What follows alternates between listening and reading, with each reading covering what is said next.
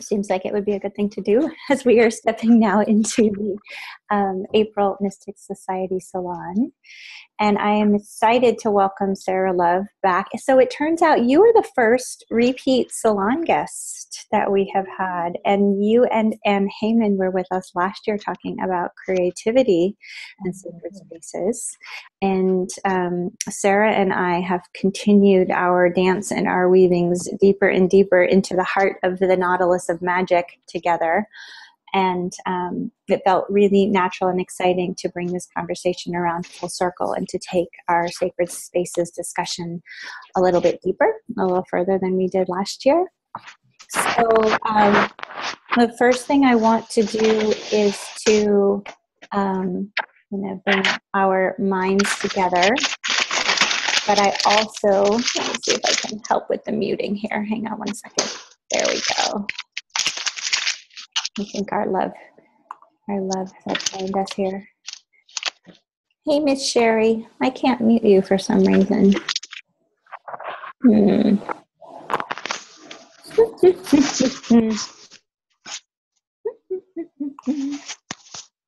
Okay, I also am going to make it, since I'm in here in the admin panel right now, I'm also going to make it so you guys can record if you want. It will, of course, be up on the portal, but I know some would prefer to be able to do that directly. So since I'm in the little panel, I might as well do that right now. Okay, I think we have the sound all figured out there. And okay. Good. So welcome back. So we are doing our April Salon now on Sacred Spaces. I'd like to bring our hearts and minds together as we always do. And then I want to turn it over to Sarah to introduce herself and tell us a little bit about her work and walk in the world.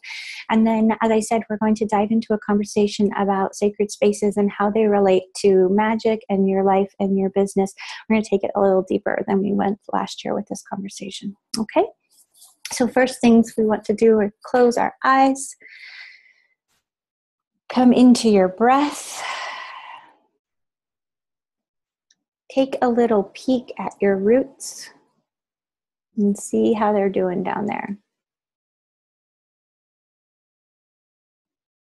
I invite you to, with your awareness and your intention, bring a little bit of light and energy to your roots. Kind of like when we tend our home or tend our kitchen or bless our altar, we can do the very same thing with our roots. Kind of energetically smoothing any frayed areas, popping any areas that want to be released and reformed. Inviting those roots to go a little bit deeper, perhaps a little bit more wide. Maybe you feel called to infuse them with some color or some light. Giving gratitude and thanks to your root system and the ways in which they bring you into awareness and connection with Mother Earth, the direction beneath your feet, in many ways that you have been held and loved and cared for and provided for so beautifully and abundantly from the very first moment that you came in to your first breath. And then allowing your awareness to travel up through that root system and up through the divine vessel and prism that is your body, and up out the crown and out past your roof and past the canopy of the trees and the clouds and the weather, and even past Brother Sun and Grandmother Moon, past the celestial bodies and the etheric realms, as far out as your human comprehension will allow us to go together. And just take a little peek at your etheric root system out there. It has the potential and possibility to be just as vast and strong and powerful and abundant as your earthly root system. And just in the same way that we tend and pulse into our earthly roots, I invite you to do the same with your etheric roots. Smoothing any frayed spots. Allowing it to go a little further, a little more wide. Inviting you, if you feel called, to influence the color, the vibration, the shape. Gratitude and thanks to our etheric root systems and the way it connects us in to the outer realms and into the place of all potential and all possibility, all oneness, all timelessness. Bringing your awareness back down from the ethers and back down into this human vessel, into the body, into the inner space and the inner reaches. And from this place, we call in and give thanks to the four directions, to the east and the south and the west and the north, and also to the eighth direction, the direction that connects us all across the interwebs, but also heart to heart and mind to mind, so we can share this oneness of mind during our call together. And from this place, our hearts and minds are one. And I welcome you all into this April Salon. And I will unmute Miss Sarah and just give a little. Oh, got an echo there. Give a little context and framing for our topic. So, as I mentioned, we started this conversation about the importance of sacred spaces a year ago at this time of year. It's a perfect time of year, this east phase of the wheel, to be talking about sacred spaces, about talking about our environment and the container around us. This is a time of new beginnings and fresh starts and spring energy in the northern part of the world. And how we, Rand is looking for permission, hang on, how we think about those spaces and how we get conscious with our intention and our desires influences how we not only experience the spaces and the landscapes around us, but what results and what outcome and what magic we make in them as well. So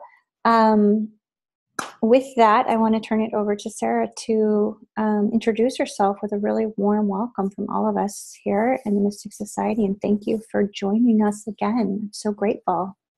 Oh, I'm so grateful. It's such a pleasure and an honor and a blessing. And I'll just say that I've got a little construction going on next door. So if you hear some fun exclamation points to anything that I'm saying, the universe talking in, or someone knocking at the door. I love it. My name is Sarah Love, and I'm just integrating back into my space after about 3 weeks of journeying with a big birthday and a whole trip to California. And Lindsay and I got to spend some pretty magical time together. And so it's interesting to have this conversation because I'm looking around at my space and all I want to do is move the furniture and dust everything off. And whenever I come back from a big trip, I feel like I want to shift all the energy. So it's cool to be talking about it. And then when we get off our salon today, that's what I'll be doing, is swirling around, moving stuff and unpacking more. So I like it. I love the timing. I am an artist. I have a very special focus on self-love and creativity and the place of intersection and how those things are really like life force energy for us. And I basically got really into space as a wee one, but I didn't know it. My mom would tell the stories of my little shelves with my little special things, and I really always wanted to have candles and incense burning in my room, which scared them completely. She was always going, "Did you blow the candle out? Did you blow the candle out?" So that somehow just came in with me, and it also was part of my spiritual seeking. I didn't grow up in a religious family, but I pined away for some meaning of God, and I would ask every friend in junior high to go to church with them on Sunday. So I'd purposely have sleepovers at different friends' houses so that I could go to church with wherever they went to church. And Of course, my friends' parents thought that was a great idea because I was the little lost lammy sheep, that they would want to help find the way. So it all weaves in because I really felt like when I first started learning about plants and herbal medicine and crystals and feng shui, it added such a deep dimension for me for my spiritual journey. It really, and tarot and oracle cards as well, because I love to touch things and I love to see the sacred. So my connection with nature and my connection with mystical things felt like I could bring that. I could create little temples in my space. And so it just always kind of kept getting the roots depending on what I was studying at the time. Then that would layer upon, the feng shui layer, upon the crystal layer, upon the tarot layer, all started to mean that my whole world is like a little altar. So, and when I travel too, it's kind of wild. It's like I can pack my clothes and in 5 minutes, and then it's a matter of which crystals to bring, and once I put the word out in the space that I'm going on a journey, I feel like all the crystals and all the sacred objects want to come along, and I have to choose like, oh, okay, well, you get to go this time. And especially if I'm going to the beach or somewhere, a sacred space in nature, I feel like I always have to take my friends and make a little altar out there. That's beautiful. And tell us a little bit, before we get deep into the spaces, I want everyone to know about your calendar, because this is part of the way in which you help people all over create sacred spaces, that you are an artist and you make products, but especially the calendar, which is a little way to drop the sacred and the magical into our everyday world. Yes. So my art I call myself an inspirational artist, because artist means so many things. Yeah, you have a space. So I make most of my art has an element infused with a lot of love and magic in it. So I make this little calendar, and it's just this little powerful little nugget. Every day has a message that I write by hand and draw the top parts based on turtles. Turtle time. Turtle time. And what does it say today? Good question. Is it the 12th? Shine on. Yeah. And so this is kind of like my way of making an oracle for the next year, and it's all a very magical process for me to write the little messages and which day that they fall into. And I do get the reflection a lot from people that have the calendar of how much it lightens up their space. A lot of people will take it to their workplace or have it, hanging in their bathroom. So they look at it the first thing every morning, or put it in their kids' room. So it adds some love and positivity. And I just love hearing about it. I love hearing about where they are and how it lands, because I feel like physical objects and products and how we spend our dollars and what we buy and what we bring into our space really affects us. It really affects the energy. So I love that I can kind of make a little sweet little rainbow calendar and have it hanging all over the world in people's spaces. Absolutely. And that's exactly it goes so much farther beyond just a calendar, and we have this little vibrational love bomb that you can carry around with you. I also just while we're on the topic of Sarah's creations and the ways in which she's creating ripples of sacred space for people, she also has an app. So this is her app up on my phone. So another way to bring the sacred into your everyday container. Today's message was bring your best to life, which is a beautiful one. The I Stand for Love app. So those are just two little examples of Sarah's work and how you can bring her vibration in But And you have, can I say really, yeah, and you have behind you is the piece a I did third one. in your office. Yes. Speaking of, I do commission art as well, and that's Lindsay's Magic 8 behind her, infusing her office. So Yes, yes. So it was clear that I wanted a piece of custom art for this space.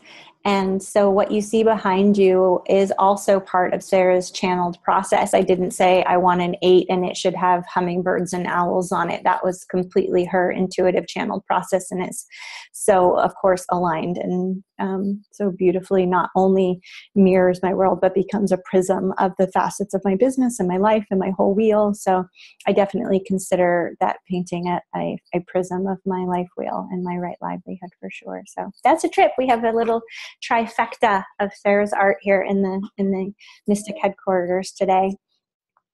So I feel like looking at the friends that we have on this call and the names and the faces, that people in the group today and generally in the Mystic Society have a sense of why sacred spaces are important, that they're part of the experience that we create. And even so, I want to talk a little bit about the ways in which you create and tend sacred space, what your actual process and your recipe is, because I know that always activates us in new ways to things that we could be doing, because some of this is, of course, learning, but another big piece of this is remembering and being tied into each other's rituals and process. Would you be willing to share a little bit about the ways in which you create and tend sacred space? absolutely. Your language has helped me so much to actually articulate some of these things, because words like prism and weaving come through me now, and they just are so fitting to the process, because sometimes you don't really know what you do. You just do what you do, right? And Right. then when you step back and kind of look at it, so I love sacred space. I love, well, and that's a funny thing to say, because it's not like this space is sacred and that Right. space is kind of, I love to make space feel sacred, I guess. And so whether it's, cleaning out the basement sometimes where no one goes and no one sees, and blessing it, and, kind of clearing out the cobwebs, and or when I paint my house, when I paint a wall, I will write words underneath the paints, and then I paint over it. So whether it's something that it will never be seen, or whether it's on display, as an actual altar space, or just a beautiful shelf with beautiful things on it, it's all what you bring, right? It's all the meaning that you give it. So I love to create invisible sacred space that just is about that blessing energy and that infusion of things that will never really be conscious, but they're in that moment. It just feels like the thing to do to make it even more sacred. And I also love to, part of my artwork in my life, part of my processing life and how to move life energy, is to create that, special altar, or to clear that energy from something. So one big way I feel like doesn't get talked about enough is that I like to clear everything that comes in my space. So whether I buy something new, or I, buy something from a little secondhand boutique, or someone gifts me something, I really take the time a lot of times, whether it's just to soap and water and clean something off, or to put something through the laundry, some new piece of clothing that, is brand new. I like to clear whatever comes through. And that is really just something that has been kind of ingrained in my life as a practice. And I really like to bring the presence to that as well. And same thing, it's kind of like washing your vegetables, right? Or, putting your crystals out in the full moon or something. It's just that extra feeling of like, okay, blessing the past and everyone that's touched this thing and everything that the story that comes in, and being able to work with a blank canvas. Yeah. So that piece is a big part of my process. And also, like I said, being coming home from a big trip, I feel like looking around my house, and especially my studio, 2-3 weeks ago, everything felt sparkly and vibrant and alive. And now it's been asleep. There's been dust gathering, and I've been through changes and shifts in my journey.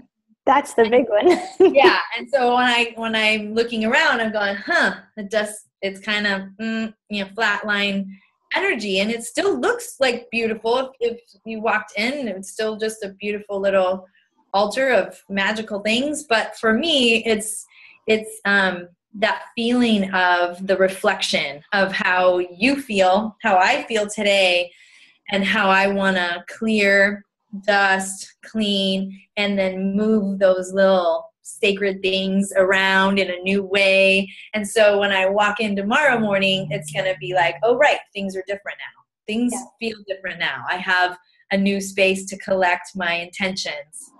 It's kind of like getting a haircut too. You go through changes, and sometimes some haircuts feel really significant. Like you look in the mirror and you're like, oh, wow, what? Oh, I forgot I cut all that hair off. Oh my God. It's almost like a surprise. But it's also when you look in the mirror, it's like, oh, things are different now. Yeah. They look different. And so I think about that with space. It's like, okay, it's like the physical reflection that things are different today. Yeah. So when you talk about clearing, you mentioned several. You mentioned washing, you mentioned dusting, you mentioned moving furniture around. What are some of the other ways that you clear? I'm thinking like specifically we want to talk about how we go from our life wheel into our prism and say an altar or a grid that represents our wheel. If you were setting about to clear that, is that sunshine for you, or what are your go-tos for clearing the energies in those spaces? I really think about it, the elements, I think about as the initial go-to, and certain things just intuitively feel like they would rather have water, or that, water just feels like the right way to clear something. And I love to burn stuff, and I love fire and smoke and smudge. As a clearing tool. I also love sound. I love bells and drums and breaking up energy through sound. So I also have, with the earth element, I have at times dug a hole and buried crystals in there for a little while, or I've had crystals that have, broken, they hit the floor and you look down and your crystal's broken and you think, oh no, is that a bad sign? You feel it.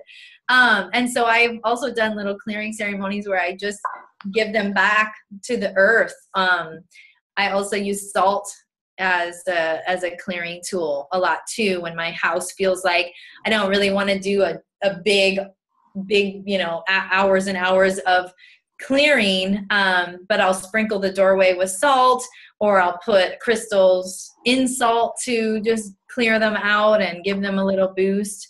So I don't really subscribe to a ton of right and wrong, as you know, Lindsay, from knowing me. I think we're the sacred part, right? We're the meaning-making machines in our brains. So if it feels right to you, and that's part of the fun of it too, for me, is like the changing energy. And sometimes it's get the smudge out, and sometimes I have a mister bottle with essential oils and I go around and just spritz my space. And so to me that is, I feel like a total goddess, right? I have all these options. I can do this with the smudge, or I can get the bells out and ring the bells, and it actually has a feeling of abundance and prosperity for me to have that freedom to choose.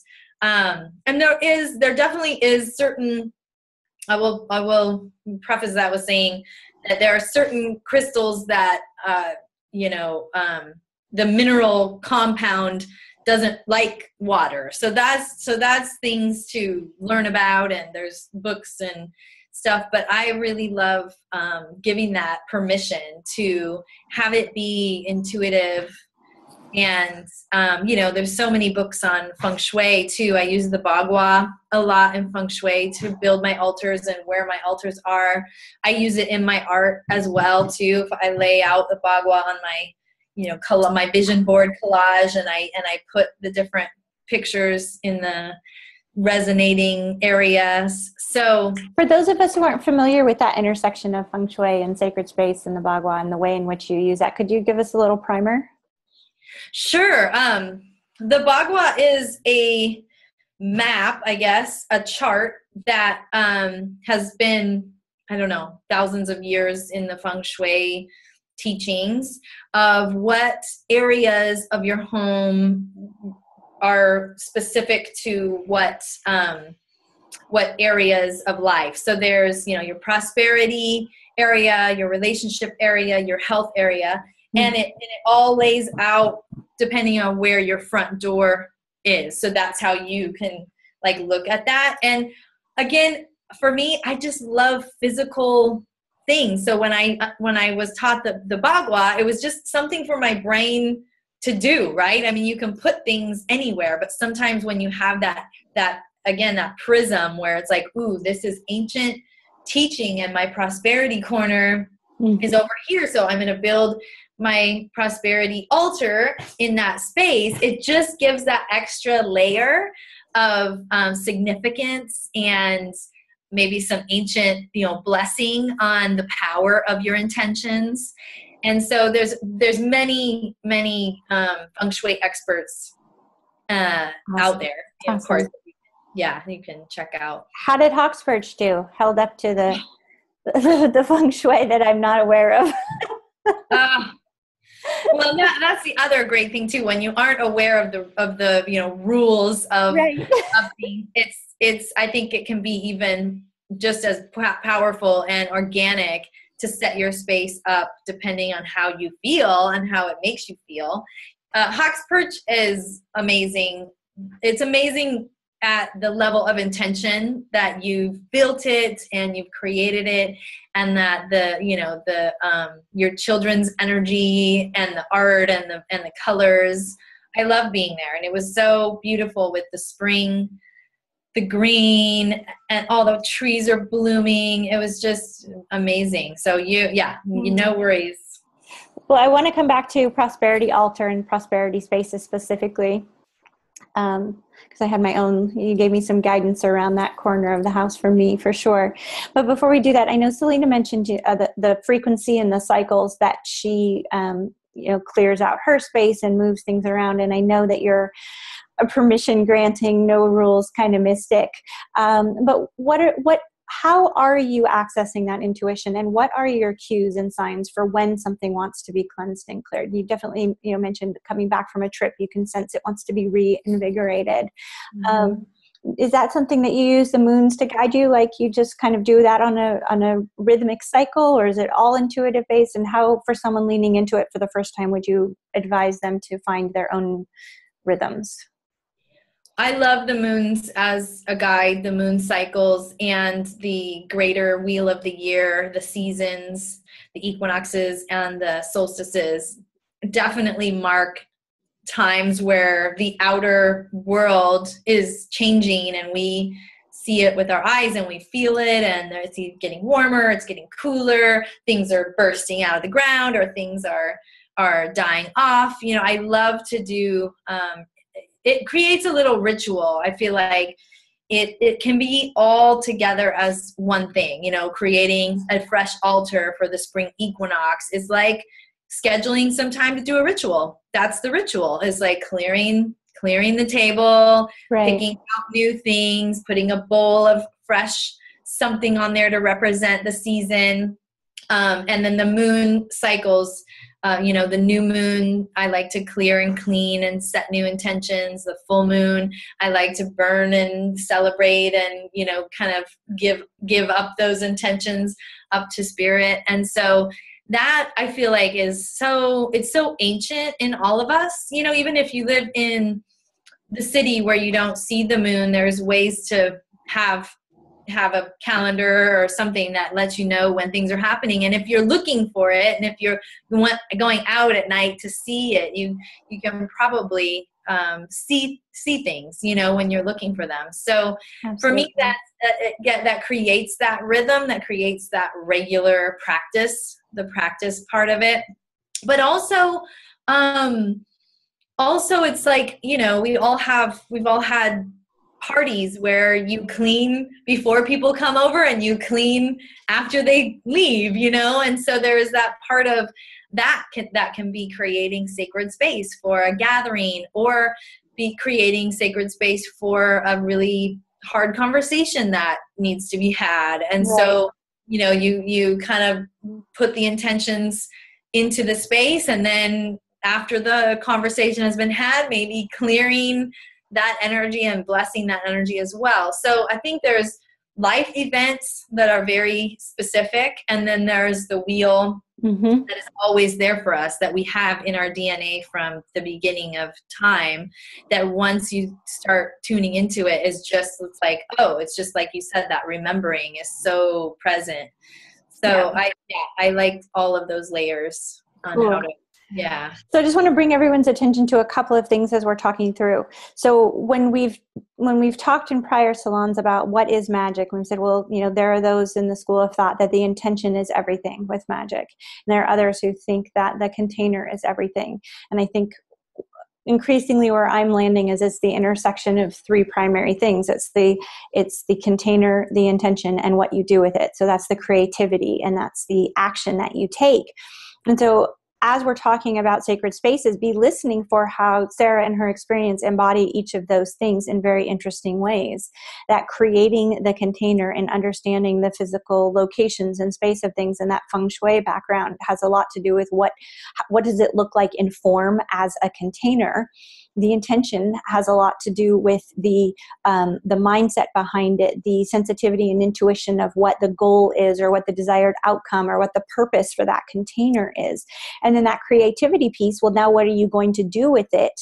Speaks partially to her art. It speaks to the ways in which she's talking about, you know, whether we're clearing, or whether we're infusing, or whether she used the word charging.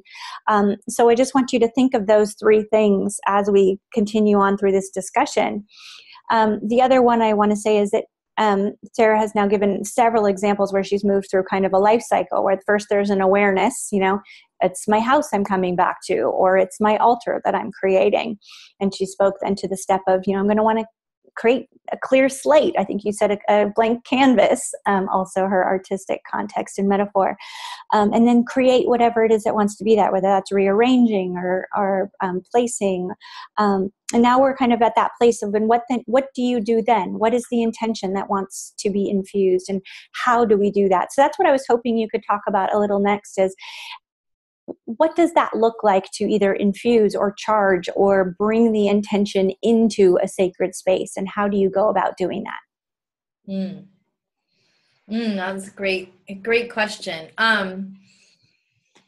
Well, let's talk about like crystals, for example. And so we can maybe just use a metaphor of, like, if you're creating, because I didn't mention before, on a lot of my cycle too of creating and clearing and building sacred space is around projects or new, you know, intentions that come about. And so when you have let's say you have a wish, a project, something that's just barely. Let's say it's a business something, because we do want to keep this in the context of business alchemy. So so you have a new initiative or a project you're putting out, or a new program or product.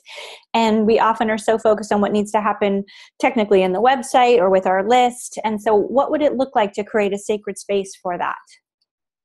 Yes, that's perfect. And so creating a sacred space for that, for me, is basically calling on the powers that be, whatever you refer to them as, to assist. You know, it's basically saying, okay, I have a few ideas about how I want this to go. I have a really exciting new thing, chapter, partnership, whatever it is.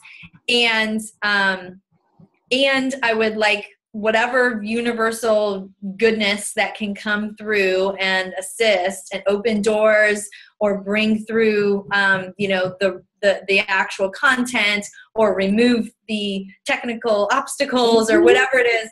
We just like to kind of give that up to spirit, right? And so you take a little bit of time and clear out a little bit of space where you actually can just hold that intention. So the container is that tabletop, that shelf, that place where that stuff's going to live while you're creating and you're, journeying through this phase of this project. And so I, just the same things, clearing. So you're basically, dusting and taking off whatever's there. Sometimes it looks like going out to find a new thing, a new place, like things just there is no good spot, doesn't really feel right. So one of the first steps can be a little expedition, a little shopping trip to find that special place, that special thing that you're looking for. So it can look like a lot of things, but so the clearing of that, just while that is happening, while you're dusting or clearing, just kind of thinking about how open you are, how much, there's nothing in the way, there's no cobwebs, right. There's no, layer of dust that the universe has to like get through to you. So just sparkling things up. And then what I like to do is kind of go around my house or my, studio and start to look like, okay, what does this thing look like when we're talking about, say, crystals or objects? So I kind of do a walkthrough and I just look around and if it's a prosperity piece that I want to add to this new thing, I will grab some citrine or something that to me, or something green or something that to me is prosperous energy. And that when I look at it, I feel that energy and I feel that amplification of that prosperity piece. So I'll collect a couple things with that. The other things would be something, maybe you just really want it to be easy. You want it to just flow so well. So, looking around for something that represents that easy feeling, or maybe you want to have a little bell that you can ring on the altar so that, Ganesh can remove the obstacles or whatever, your thing is. Also bringing in a little time to do some oracle, to check in and maybe like pull a card. What is about this new project? Okay, I've got this idea. Is there anything from the ethers that I can know right now? And then pull a card, and then that card goes up on the altar for a little while, and then having a candle so that every time that you're working, actually spending time working on that new project, you light that candle. So you walk in. Interesting. Mm-hmm. Yeah. So it's like you're sparking that altar every time that you're actually in that zone and you're really connected with that new thing. You light the candle to say, okay, spirit, activate, like here's the light so that you can find the way for miracle. We were just talking about the ways in which candle and flame are another form of wand. And when you think back to, say, the salon where we talked about crystal grids and using a crystal wand as a way to infuse intention or activate crystals in around, what Sarah's describing is a similar and parallel process of using a candle as a way to draw attention to the intention of your altar or to the intention of that grid or whatever it might be, so that when you are in the energies of working on it, you're actually connecting into that layout that you had created and all that space space you've held, especially because our human emotions can go like this quite a lot as we move through creating work projects. One day we're top of the world and this is going to be the best thing ever and I'm going to feel so aligned and it's wonderful. And the next day we're thinking, who on earth am I to create this? And will this ever see the light of day? The altar gets to hold that space of when we were in the highest intention and the highest good. And so as we bring our work energy forward, regardless of where our human energy is, we're held in, again, that container of the higher state and the higher vibration and the long view of the work that we're doing. Mm-hmm. Yeah, exactly. And it can also, as you ebb and flow with the process of bringing something into form and creating something in your business, you can, go through the process of bringing fresh flowers into the altar, because this week is really important. I'm going to have these conversations and I'm going to take this project to the next level. So I want to bring in some more beauty and some more life, or I need to pull a new card because that card that I pulled 2 weeks ago really represented the beginning of the project. And now I'm like really seeing some new pieces, or I'm having some new confusion about things. And there's that fine place between not going, not thinking about, I can just pull cards all day and it's all going to happen, right? I've been definitely guilty of that. I'll just keep making new altars, and then somehow, somehow the word's going to get out about this project, even though I actually never put the word out, So Right. there's that beautiful dance between, okay, yes, today I need to pull a new card and get quiet and ask for some new energy or some new insights. Yeah. And then I'm gonna go for it, then I'm gonna and kind of see the breadcrumbs as you go as well, and pick up on, the signals and the new inspirations you might have, or the roadblocks, what you need to go around, what you need to blast through.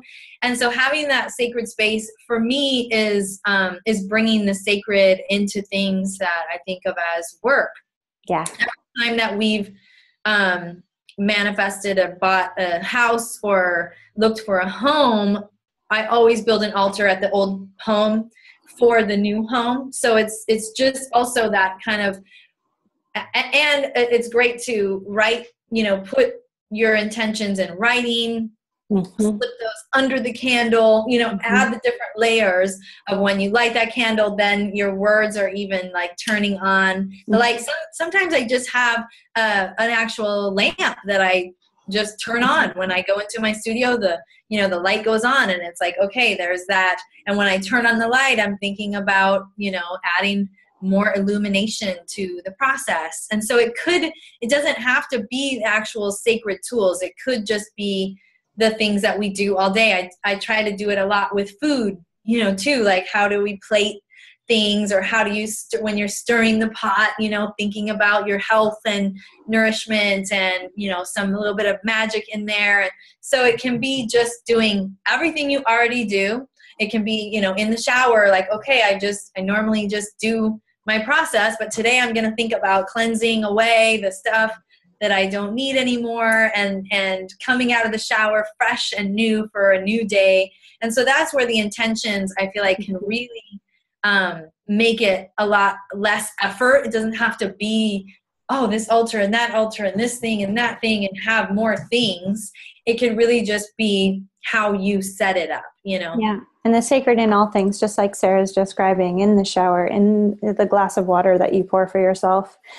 I want to talk about prosperity altar a little bit more. And I wondered if Molly might let me put her on the spot a little bit, because she has really been stepping into this, having an altar that represents the container of a project and bringing that business alchemy forward. And so I'm curious, through your lens, Molly, what questions you might have and how that experience was for you, and any weaving that you and Sarah might have around it. Would you be open to me taking you off mute, Molly, and putting you on the spot a little bit, since I kind of already did? That's fine. Okay. Can everybody hear me okay? Yes, we can hear you. Okay. It's really interesting to hear all of this, because I've always done things intuitively. I've specifically now been building these grids. And the funny thing is I had boxes of different kinds of rocks and crystals from 20 years ago that were sitting in boxes that I was not using. I mean, I went and started remembering things that I had, but I specifically started it with this launch that I did for my online course. And I did have stones for all of the people who I wanted in there. And I've never done this before. I also drew the circles on the mirror that's above my altar and started putting the initials in there. And, something in me also doubted some things. How could this possibly happen? And then I said, no, let me open to this. So it was also vibrational, like Sarah is saying, like the, in the everyday or the mundane, or having an intention with it, but it almost felt, I could feel it. I could feel the vibrational in it. And I knew something was activating. And sure enough, those circles started filling with initials. And then, I just go to Lindsay or the mastermind and I say, this is incredible. This is incredible. So, and I started going, okay, I'm not going to mess around. I'm going to, I'm going to start, okay, here's how many clients I need to have right now in this direction. And then I have a little bit of background in shamanistic directions of the direction. So I don't know how much, how different it is, Lindsay, how your directions are, or from what I've learned, I don't know it, but I know that, the East is the new beginning, or the South, the money will flow in. And, so I intuitively also mix the things with the directions. Yeah. And the stones, like you're saying, Sarah, have different meaning. So I try to make some sense of it. And, as I put those clients out, those private clients out, I swear they started coming. And then I was just blown away. I just said, okay, I surrender to the magic. It's cool. happening. Yeah.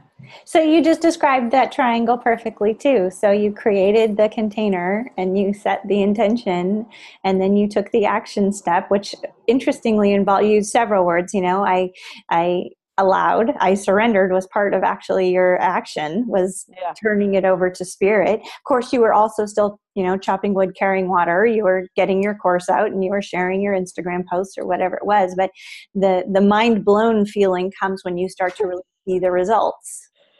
Right. I mean, so I think, Sarah is a master, and Lindsay, you are too, at this, just the whole picture of it. And I'm just learning so much. So when that new moon came just this last time, after all that eclipse stuff and all that, because now I'm coordinating with another natural flow of the rhythm of nature seasons and the smaller rhythm of the moon. And so then I made this giant life wheel trying to balance all that out. Neat. At this beginning of this particular new moon, because of what I'm learning from you all, and also just instinctively, this is the beginning. This is the East. This is, let me really sit. And like for an hour, I sat, and then I said, where does this go? How does this do? And then I use Alexis's pendulum too, to see my chakra pendulum, and say, okay, does this want to be here? So, because it'll tell you. Yeah, because it'll tell me. I do trust that. So I'm just watching some balance happen also. So I'm very grateful. And it's a great experimentation, and it's fun, but it's so real. Mm-hmm. I love that. I'm finding it's coming real. Yeah. And that's the thing about sacred space too, because overarching around sacred space is that we're talking about the physical. We're talking about things in form. So you actually do get to see it around you, whether it's that altar on the table or the room that you're sitting in, or Sarah's studio behind her. It's literal and in form. It's creating those riverbanks for the intention to flow. Thank you for sharing your story. That's so beautiful. So, Sarah, did you have any thoughts about that? I was thinking, I do. Yeah. I want to presence the beauty part of it, because I feel like that is something we can all relate to. Beautiful things are not just luxury, frivolous, or expensive, or all whatever. It actually is something that is like food for our soul, right? When we see, and it's so in the eye of the holder. It's so unique and special. But altars and sacred space and is also about that beauty way that Lindsay talks about as a practice, and how there's something about beauty, what we think of as beauty, that is literally nourishment for our spirits and our souls, and it brings joy. And when we're nourished and joyful, and when we're looking, our eyes are drinking up beauty, there's something that's happening in our alignment with life, right? When we feel good, it's like, okay, like this is good, and there's that resonance, and there's that energetic magnetism that you have for goodness. And so thinking about it, wiping away all the hows, and if you just followed your north of what's beautiful to you, it could be the best guide to creating sacred space ever. And sometimes it means, moving that thing on the wall 6 inches over. And it's like, that's ridiculous. Why would I stop and, make these little changes? But when you step back and you see it, and it's right in the spot that you just think is just the most beautiful thing, and it just felt a little bit off, over 6 inches over, those are the things that it's like the web of your life starts to sparkle and glow. So that is your guide. That's so exciting. And we're weaving, Sarah, as we've been doing for a week, because that's where I was hoping we would get to in this conversation, is how does this tie into business alchemy, and how does it tie into resonance? And that sparkly web that Sarah's describing, that thing of using your heart and beauty way to guide you, is what's creating how you're feeling in these sacred spaces, and how you're feeling about the project you're working on. And that's creating those invisible webs of your resonance. And I love actually, Sarah and my worlds juxtaposed on this, because we have different innate aesthetics of what is beautiful to us. Sarah lives in a multicolor, rainbow, beautiful, feminine world that just is so delightful and joyful and heart-based and so resonant for her. And my world is very kind of, earth tones and very calm. And like, I was petrified at having Sarah walk into my house at Hawkspur, because I thought she's going to be like, oh my goodness gracious, there isn't a rainbow in sight.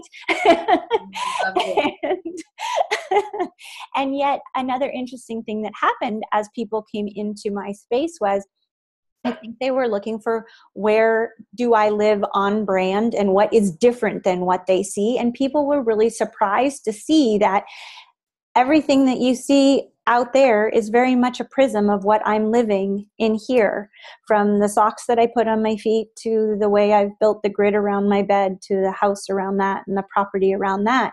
And that's fun, just like Sarah's describing, is the more you do that from that place of your heart decision, the more you're living your prism. You are living your sacred space on every level, and everything that you create cannot help but to be infused with that.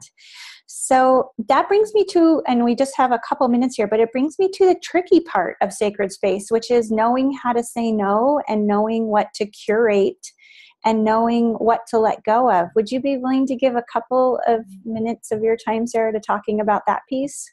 Yes, that's amazing too. Again, it's like we've got this connection going now, but I just was thinking about the impermanence of all, right? And how it's just, it is just that thing of being guided, because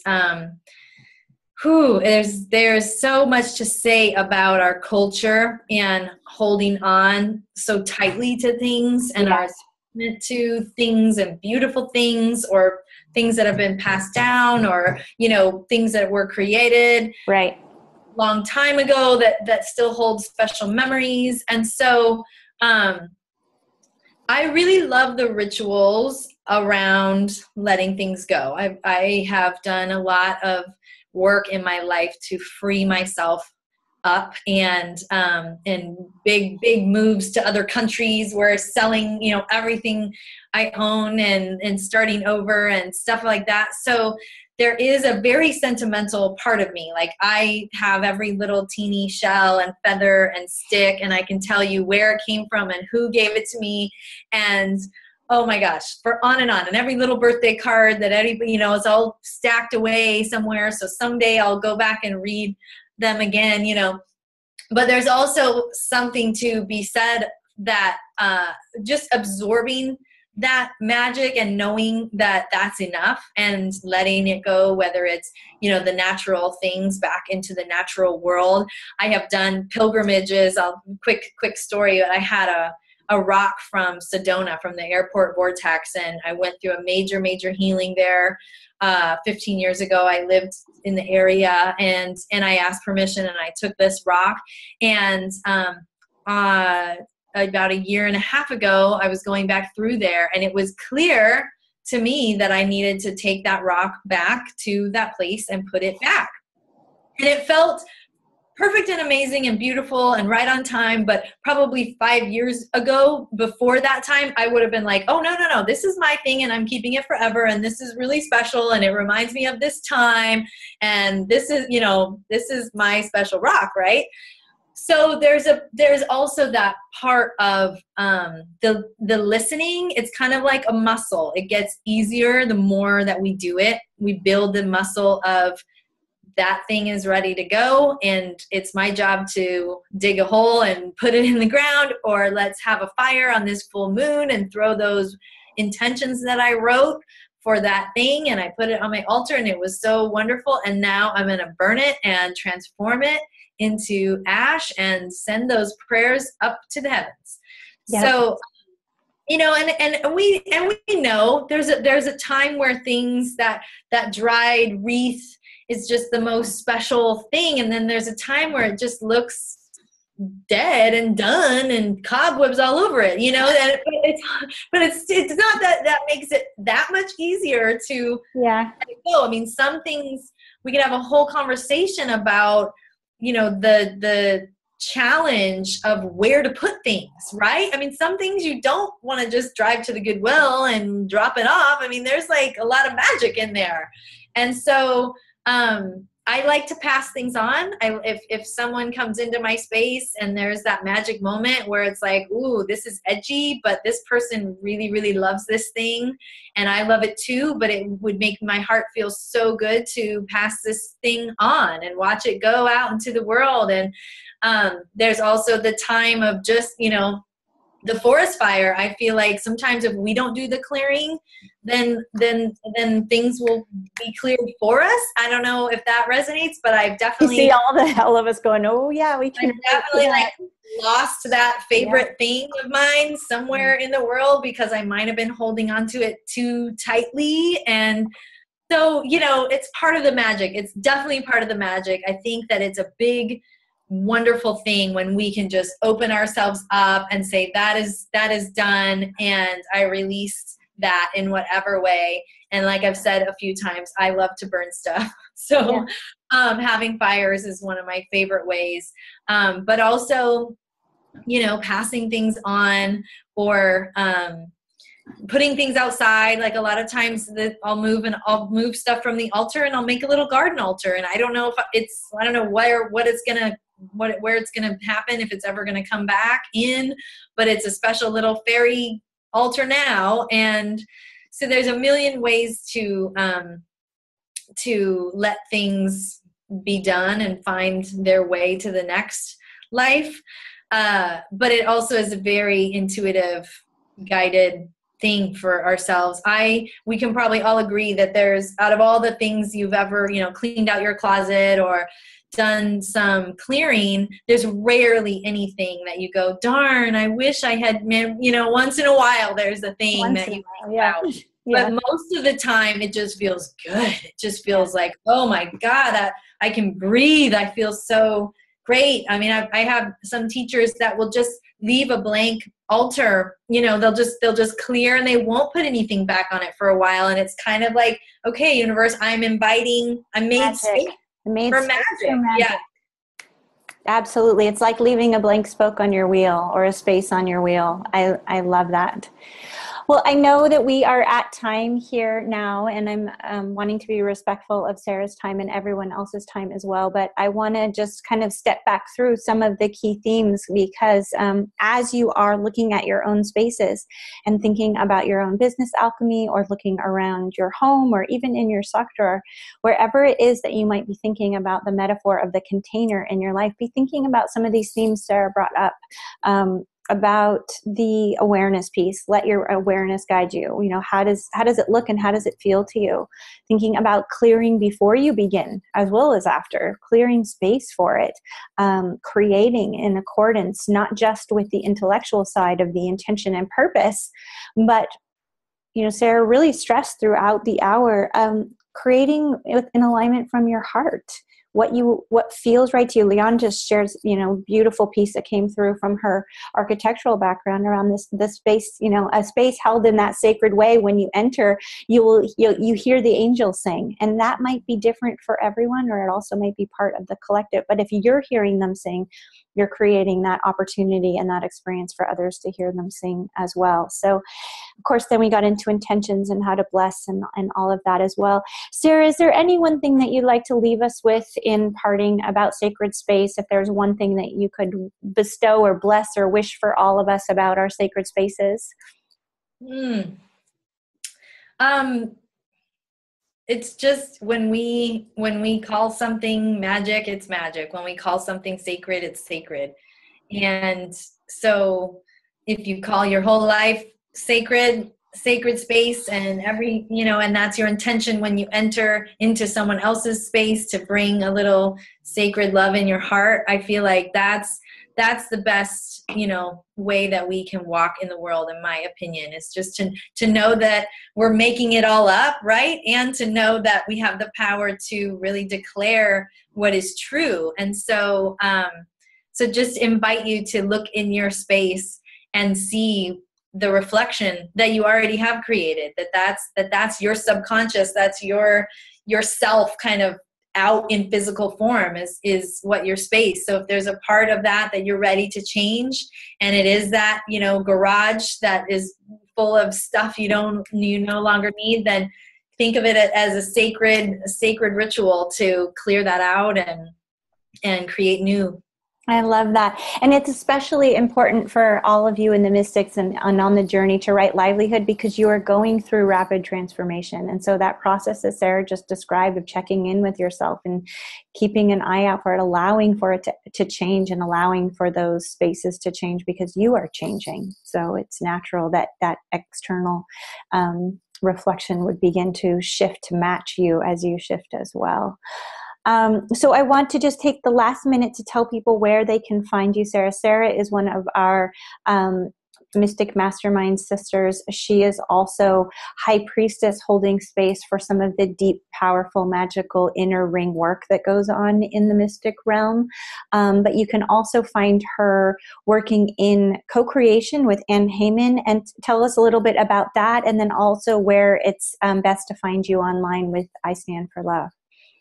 Yes, we do a Moon Ritual Journey course that just closed, but we've had so much response, we may open it again in the summertime. So I'll definitely put something in the Mystics if we do. But great.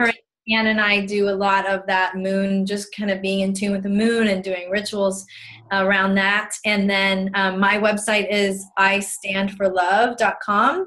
So istandforlove.com, you can find about my little calendar products and my little love-infused art, and also some of the different one-on-one stuff that I do, and a lot of exciting things. I have I Stand for Love Day in August coming up, so there's a lot of information in there.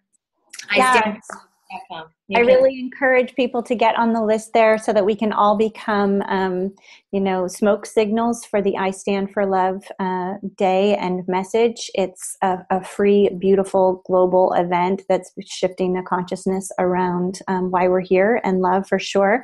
And then, if you are interested in bringing some of this magic and Sarah's incredible wisdom and alchemy into your business alchemy and life, consider a custom piece of art, a calendar, but the no-brainer, of course, as well, is get this app on your phone, because it's a fantastic way to get that resonance and that daily little shot of love and high vibrational goodness. And also you can use it as a reminder. You know, I'm a big fan of the Shift app and apps as part of a prompt for what you're doing with your consciousness during the day. So when her little reminder comes through, use that as a moment to pulse into that altar. Use it as a moment to light that candle. Use it as a moment to exhale and clear or release.